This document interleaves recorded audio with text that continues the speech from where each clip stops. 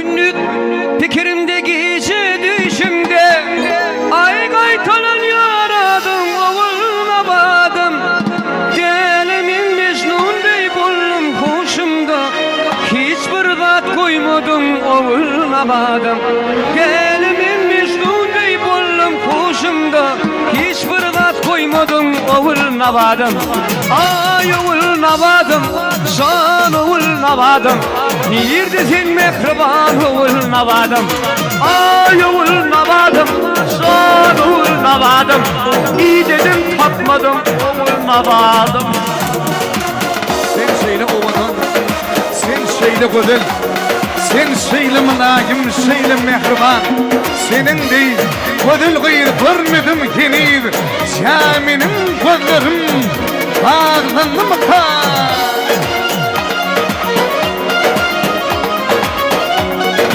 Anacanın toyunda coşun gitler.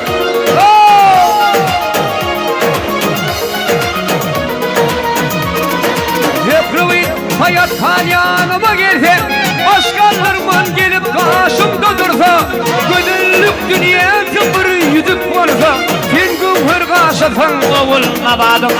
Güzellik dünyası bir yüzük varsa, sen gümür karşısan oğuluna badım. Ay oğuluna badım, can oğuluna badım. Nerede sen mehriban oğuluna badım. Ay ay ay ay namadım, can oğuluna badım. Nerede sen mehriban oğuluna badım. Anlalarca. Haydi geçelim. Ötüp durla. Yerlilerim ötüp durla. Canı gözlüm, sen şalıma karaya.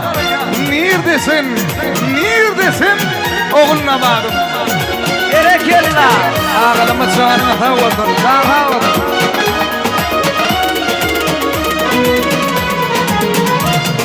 Ya bitir yapraklar kuyudan düşer, ya bir terkeyle bilbiller kuşar.